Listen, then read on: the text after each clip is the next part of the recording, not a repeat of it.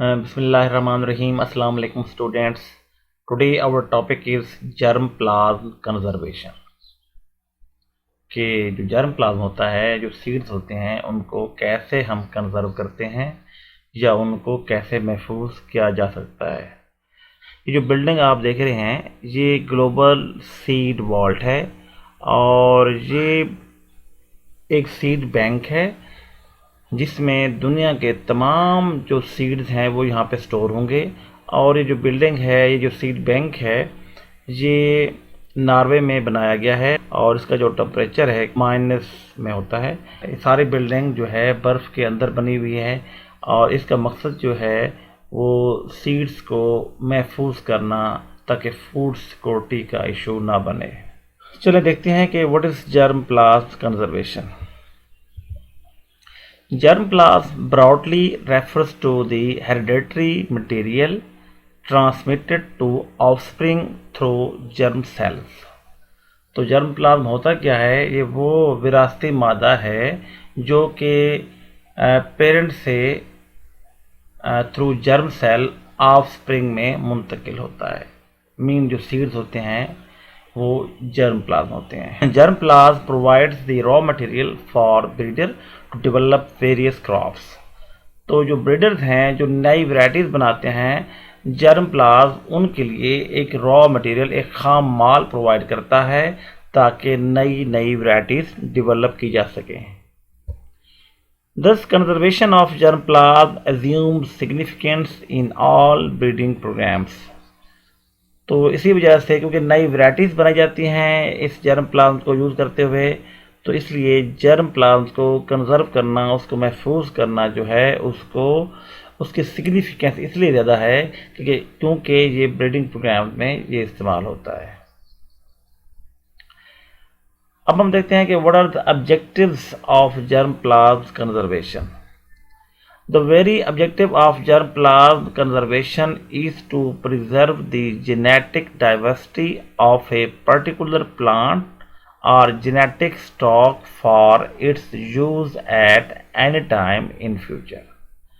तो सबसे मेन जो इसका मकसद है जर्म प्लाज्म को कंजर्व करने का, इसको सीड्स को स्टोर करने का, वो ये है कि किसी भी पार्टिकुलर प्लांट की या जेनेटिक स्टॉक की जेनेटिक डाइवर्सिटी को प्रिजर्व करना ताकि उसको फ्यूचर में, मुस्तकबिल में किसी भी टाइम उसको हम इस्तेमाल कर सकें।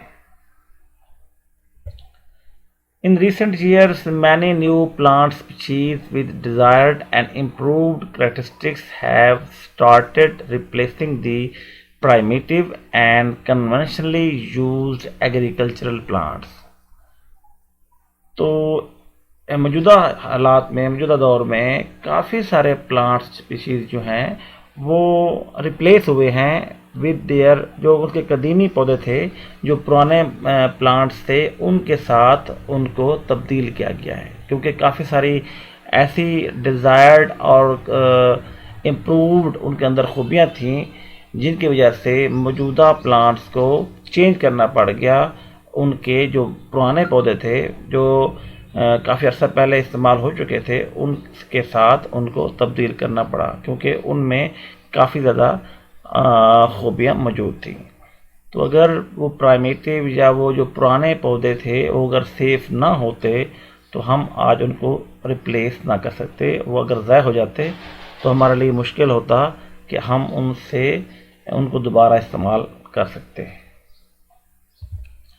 It is the important to conserve the endangered plants or else some of the valuable genetic traits present in the primitive plants may be lost। तो इसलिए वो स्पीशीज़ जिनको नापैद होने का ख़तरा है और वो स्पीशीज़ जिनमें जेनेटिक वैल्यूएबल ट्रेट्स मौजूद हैं और उनको ख़तरा लाहक है कि वो ज़ाय हो जाएंगी, उनको सेव करना, उनको कंजर्व करना बहुत ही इम्पोर्टेंट है। What is IBPGR? A global body, namely International Board of Plant Genetic Resources, has been established for germplasm conservation। तो ये एक दुनिया की ग्लोबली जो है एक ऑर्गेनाइजेशन है, इसको कहते हैं international board of plant genetic resources, जो कि मुख्तलिफ किस्म के जीन्स को, सीड्स को स्टोर करने में अहम रोल प्ले करती है। Its main objective is to provide necessary support for collection, conservation and utilization of plant genetic resources throughout the world. IBPGR का मेन जो मकसद है वो पूरी दुनिया में प्लांट जेनेटिक रिसोर्स की कलेक्शन, उसकी कंजर्वेशन और उसकी यूटिलाइजेशन के लिए ज़रूरी सपोर्ट प्रोवाइड करना होता है। अब हम देखते हैं कि what are the approaches for germ plasm conservation. There are two main approaches for germ plasm conservation of plant genetic material. तो दो मेन अप्रोचेस हैं, one is in situ conservation and other is ex situ conservation. तो पहले हम पढ़ते हैं इन situ conservation. इन situ conservation का मतलब है on site, mean conservation of germ plasm in their natural environment by establishing biosphere reserves और नेशनल पार्क्स और gene sanctuaries is regarded as in situ conservation. Mean किसी भी जर्म प्लाज्म का उसके natural environment में महफूज होने को इन सीटो कंजर्वेशन कहते हैं या ऑन साइट कंजर्वेशन कहते हैं। तो अब देखते हैं कि what are the advantages of in situ conservation. This approach is particularly useful for preservation of land plants in a near natural habitat along with several wild relatives with genetic diversity। तो इस approach में हम ख़ास तौर पर land plants को, जो useful land plants हैं, उनको उनके करीबी नेचुरल हैबिटेट में उनके वाइल्ड रिलेटिव्स के साथ हम उनको महफूज करते हैं। The in situ conservation is considered as a high priority germ plasm preservation program। अब हम देखते हैं कि इसकी limitations क्या हैं। The major limitations of in situ conservation are listed below। The risk of losing germ plasm due to environmental hazards, क्योंकि वो जो plants होते हैं वो natural environment में grow हो रहे होते हैं, parks में होते हैं, तो वो प्लांट्स ज़्यादा गर्मी या ज़्यादा सर्दी या ज़्यादा बारिशें या लबारी तूफ़ान की वजह से हम लूज़ करने का उसमें रिस्क होता है। नंबर 2 देखते हैं, the cost of maintenance of a large number of genotypes is very high. तो ज़्यादा तादाद में जब हम जीनोटाइप्स को मेंटेन रखेंगे तो उसकी जो कास्ट आएगी वो भी बहुत ज़्यादा होगी, क्योंकि हज़ारों लाखों प्लांट्स को हमने मेंटेन रखना होता है, उसको पानी देना होता है, उसको स्प्रे करना होता है, उसको खाद लगानी होती है। तो इस तरह उसकी जो कास्ट है वो बहुत ज़्यादा होती है। अब हम आते हैं कि what is ex situ conservation. X सीटो मीन ऑफ साइट, साइट से बाहर।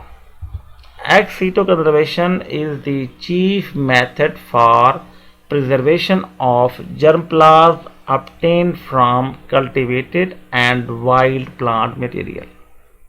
तो ex situ जो कंजर्वेशन है इसको ऑफ साइट कंजर्वेशन कहते हैं कि ये पार्क्स में, नेचुरल जगहों में ये कंजर्वेशन नहीं हो सकती जर्म प्लाज्म को प्रिजर्व करने के लिए।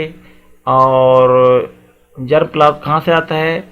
हम जो प्लांट्स, वाइल्ड प्लांट्स हैं या कल्टिवेटेड प्लांट्स हैं, उनसे जो हम जर्म प्लाज्म मिलता है उनको सेव करने का सबसे बड़ा मेथड एक्स सीटो कंजर्वेशन है, mean of site conservation. The genetic material can be preserved in gene banks for long-term storage under suitable conditions in two forms। Genetic material दो शक्लों में प्रिजर्व होता है, one is seeds and other is in vitro cultures. जैसे कि plant cells हैं, plant tissues हैं, organs हैं, वगैरह वगैरह। What is gene bank? Gene bank क्या होता है? Germplasm or genetic resources are stored in the form of seeds in a specialized place known as gene bank.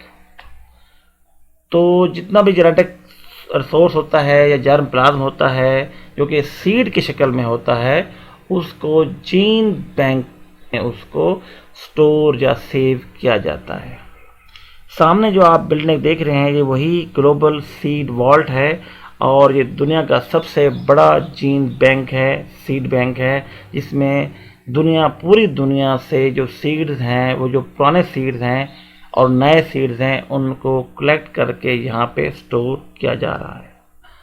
तो जीन बैंक को एस्टेब्लिश करने के लिए हमें जेनेटिक स्ट्रक्चर उसके मुतालिक नॉलेज होना चाहिए, हमें सैम्पलिंग कैसे करनी है वो पता होना चाहिए, हमें दोबारा प्लांट्स को जो स्टोर किए उनको दोबारा ग्रो कैसे करवाना है, उनको उस जीन पूल को मेंटेन कैसे करवाना है। तो ये सारी जो मालूमात हैं हमें मालूम होने चाहिए ताकि हम उस सीड को, उस जेनेटिक मटेरियल को प्रॉपरली सेव कर सकें।